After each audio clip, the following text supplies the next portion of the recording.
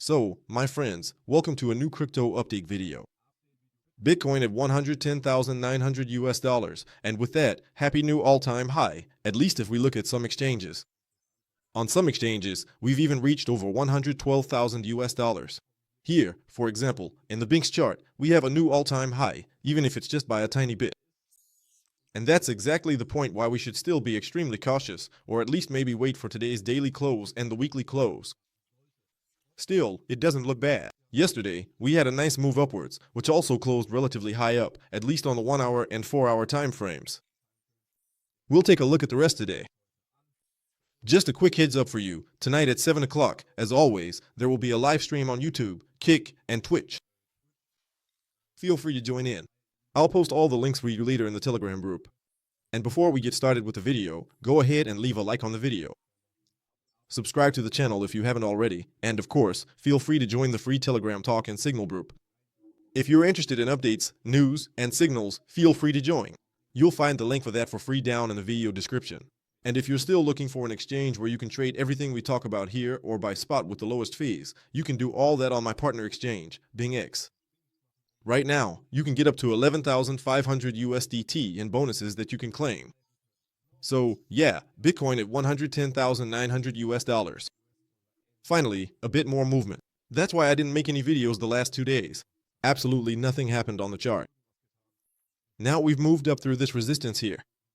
We swept the liquidity here, and at the all-time high, we grabbed the liquidity on almost every exchange. That was already an important point. Even if we take a quick look at the heat map, there's really nothing significant left to grab above us now. On the weekly too, it's only down below now. You might remember, before, the big weekly chunk was up here, pretty high. If we take a quick look at this on the higher time frames as well, on a 3-month view, we usually see a similar picture, pretty much perfect. Here too, all the liquidity above has now been cleared out for the time being.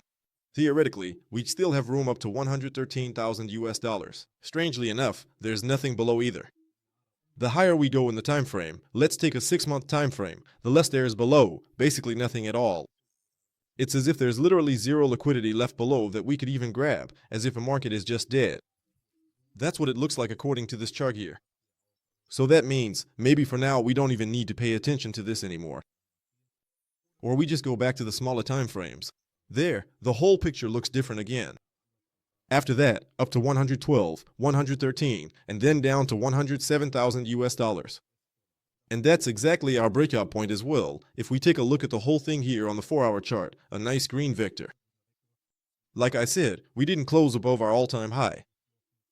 Even on the closing price, only here on the 4-hour chart, if you look over there, we basically had the same high as this time, also on the 4-hour chart. So even with the closing price, it wasn't really a new all-time high, just a brief wick and not on all exchanges. A bit of skepticism is definitely warranted. Also, if we look here, this is basically my plan for today anyway, that we should drop down again, soak up for liquidity, around 109,700 down to 109,000 US dollars, and then make another attempt to move upwards.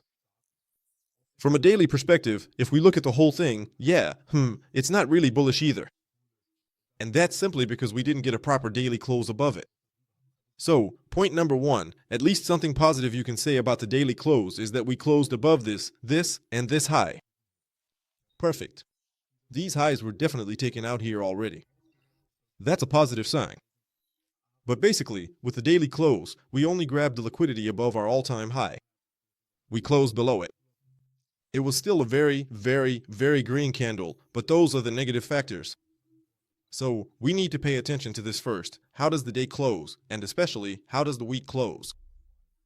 If we continue to close the day above these highs, then everything is okay, all good. Or even better, with a new all-time high on the daily chart. That would be great. If we also close the weekly candle below that, meaning significantly lower and no longer in these upper regions, in my opinion, that's an absolutely bearish sign that things will continue to go down. Because then, in the end, we really have a one-to-one situation, and here's the comparison again to the last pump. Same thing here, new all-time high, wick down, consolidated for another 1 or 2 days, tried again, then down, sell off, and basically the same scenario as in 2021 here as well. Liquidity was gathered, tried 2 or 3 times, and then went straight down into the bear market. This risk still exists, and I just want to remind you of that once again. That doesn't mean it has to happen this way, but it's worth reminding you about it. Just take some profits up there in those kinds of regions. Otherwise, we have a nice bull flag here, which at the moment is at least breaking downwards on the 4-hour chart, and on the 1-hour chart, it's still borderline here at least. So just be a bit careful there. There's clearly a lot more liquidity to the downside on the shorter time frames. We just looked at it, 108,000 US dollars. All well and good. If this support holds, then we can talk about a new all-time high again, or the bull flag might even break out upwards. Then, as I said, targets between 113 and 115,000 US dollars would definitely still be possible. Let's move on to the altcoins. There's been a bit of movement here as well. Finally, you have to say, Ethereum seems to be getting the urge to break out again, slowly, after we've now broken out to the upside here for the first, second, third, fourth, and now fifth time. The problem again is an elevated RSI and absolutely low trading volume. That means at the moment, there just isn't really any volume coming in or out here, or rather, there just isn't much volume in the market right now. That bothers me a bit about the whole thing. On the positive side, maybe what you could say is, if we take a quick look here, the breakout volume is at least higher than it was with the previous green candle. That's the only thing you can really highlight as positive here. Other than that, yeah, it's 50-50. Either it goes up, and then our target is still 3,020 or 3,440, the target we've actually had up here for months. But that doesn't mean it's extremely bullish yet.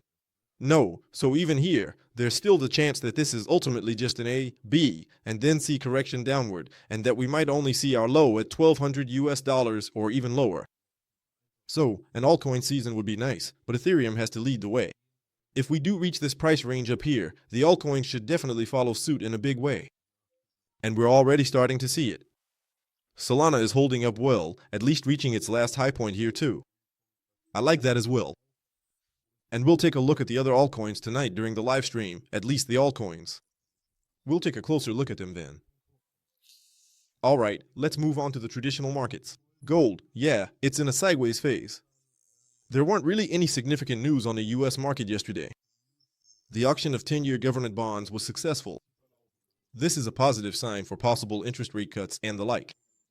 The FOMC minutes weren't really that meaningful either. They don't quite know. You have to wait. Blah blah blah. So the typical standard thinking is that our support is still holding gold rather sideways at the moment. Euro against US dollar, rather US dollar still a bit stronger. Let's quickly bring up the XY for that. I just need to quickly look that up, because in the last few days, it has risen a bit, and by a bit, I really mean just a bit. Here, US dollar index, small pullback, but US dollar is rising, Bitcoin is rising. Strange confluence at this point. That's something you should keep an eye on. But the US dollar is apparently at least finding a slight bottom at the moment, which is causing the euro to have small pullbacks. What you also have to mention is that many people, for example those holding on German platforms like Bison or something, can't really celebrate a new all-time high, because against the euro we haven't actually reached a new all-time high yet. So the portfolio pretty much stays the same. The US dollar is growing because the US dollar is weak. But I assume that sooner or later, the US dollar will also be hitting for much higher targets again. That's why I continue to sell in US dollars. So, let's take a look at the indices. DAX. After our position here was stopped out at stop loss entry with take profit 1 or 2, whichever it was, the DAX reached its new all-time high. Yay, another new all-time high. So, in the end, we've really seen the entire market reach new highs by now, except for, let me quickly check, the Dow Jones. The Dow Jones hasn't reached a new all-time high yet. The DAX has reached a new all-time high. S&P 500 and NASDAQ. That means we're seeing all-time highs across the board. We still have this trend line here, which the DAX could still reach. So, targets around 24,900 US dollars are definitely still possible here. I'm not shorting here yet, because the risk is just too high for me. At the moment, I'm still waiting to see what the indices do. NASDAQ doesn't really look extremely bullish right now. You can see that the volume has also dropped a bit, even though we're hitting new all-time highs almost daily. I'm still not really liking it at the moment. And yesterday, someone shared in the Telegram group, it's no secret that the big players are still selling. The big players are selling. The biggest buyers have been retail investors in the markets in general, and that's been the case for the past few weeks and months. And that should really make you think. That's what I always mean, even when we're going up and constantly hitting new all-time highs. The masses are selling, or rather, the big players are selling, retail is buying in, and at some point, there's going to be a crash until the right news comes along, and then, let's say, that's when they really start buying. Smart money, dumb money. Just a little, not a jab or anything, just a small reminder for you all. Otherwise, yeah, not much is really happening.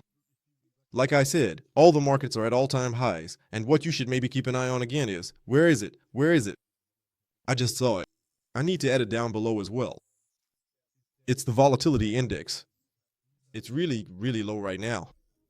I need to check that right away. I have to enter it up here, otherwise I won't find it. The volatility index is way down. Usually, when we see those kinds of spikes upwards, it's always a good time to buy crypto or stocks again.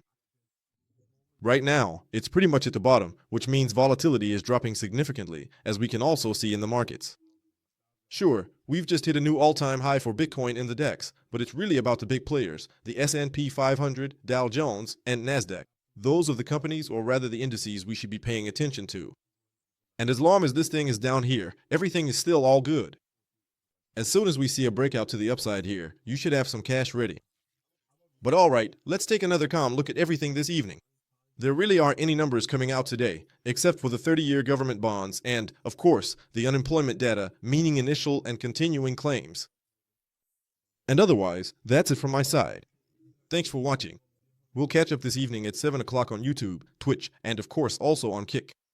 If you're interested, I'll post a link for you, and otherwise, I just say have a great day, take care, and leave a like, subscribe, join the Telegram group, see you later. Ciao, ciao, and as always, stay crypt.